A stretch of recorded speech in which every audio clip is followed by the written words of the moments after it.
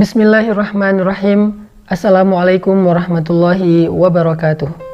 Islam adalah agama yang menjadikan kita sebagai rahmatan lil alamin. Rahmatan di sini artinya kebaikan, kasih sayang, manfaat. Makanya Nabi SAW mengatakan, khairun nas anfa'uhum linnas. Manusia yang paling baik, yang paling banyak manfaatnya untuk orang lain. Dan ternyata kebermanfaatan seorang muslim tidak hanya terbatas kepada sesama manusia, tetapi juga kepada alam, kepada hewan, kepada pohon, kepada batu, kepada tanah, kepada air. Dan Nabi mengajarkan kita tentang bagaimana menjadi rahmah lil alamin, menjadi kebaikan bagi alam semesta. Seperti ketika Nabi mengajarkan kita untuk menghemat air dan tidak mengotorinya, walaupun kita berada di sungai yang mengalir.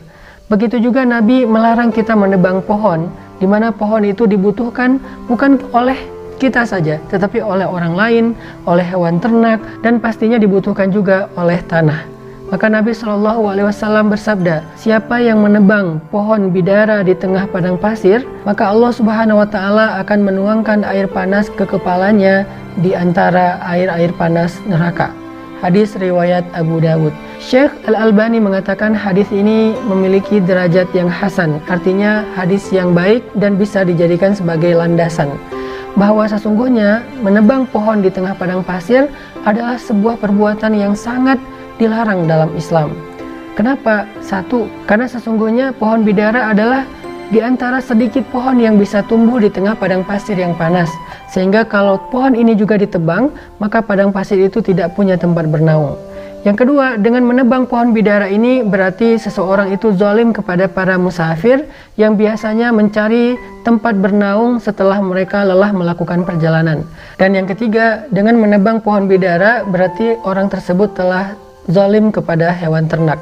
Nabi SAW mungkin hanya membatasi dua mudarat yang muncul ketika seseorang menebang pohon, yaitu mengganggu hewan ternak dan juga menghilangkan kemudahan bagi para musafir.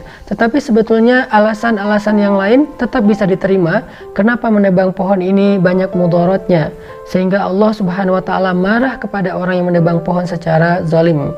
Karena dulu ada banyak cerita ketika terjadi perang antar suku di antara orang-orang Hijaz atau kabilah Arab, maka cara mereka untuk memutuskan kebaikan terhadap suatu kaum, suatu suku adalah, yang pertama adalah mereka akan menimbun sumber air atau sumur atau saluran air, dan yang kedua mereka akan menebang pohon-pohon yang ada di oasis.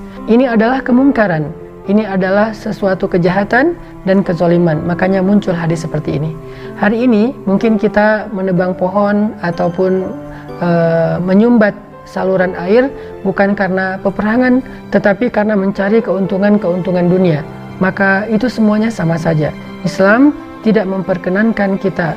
Jangankan untuk alasan peperangan, untuk mencari keuntungan pribadi pun Islam tidak memperkenankan kita mengambil hak orang lain, mengganggu kenyamanan orang lain, merusak alam, atau mengganggu hewan-hewan ternak.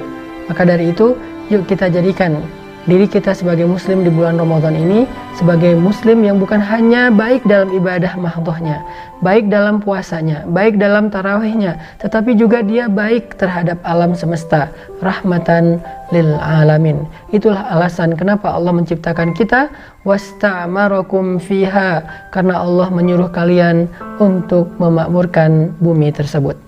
Bahkan dalam sebuah kisah juga disebutkan ketika Nabi dalam suatu perjalanan, Nabi melihat ada sekelompok sahabat yang mengambil sarang burung. Karena mereka berhenti di sebuah oasis, kemudian sekelompok sahabat ini melihat ada burung yang hinggap di dahan pohon, lalu mereka mengambil sarang burung, dan Nabi SAW kemudian menasihati mereka agar mengembalikan sarang burung itu ke atas pohon, dan Nabi SAW menasihati mereka agar mengembalikan sarang burung itu ke dahan pohon, dan Nabi melarang kaum muslimin untuk mengganggu hewan. Saya juga teringat dengan kisah Umar ibn Khattab yang diriwayatkan oleh Umar bin Abdul Aziz. Jadi Umar bin Abdul Aziz ini adalah cucunya Umar bin Khattab. Suatu ketika Umar bin Abdul Aziz bertemu Umar bin Khattab di dalam mimpi. Lalu Umar bin Abdul Aziz bertanya kepada Umar bin Khattab, "Ya Amirul Mukminin, bagaimana keadaan Anda setelah wafat?"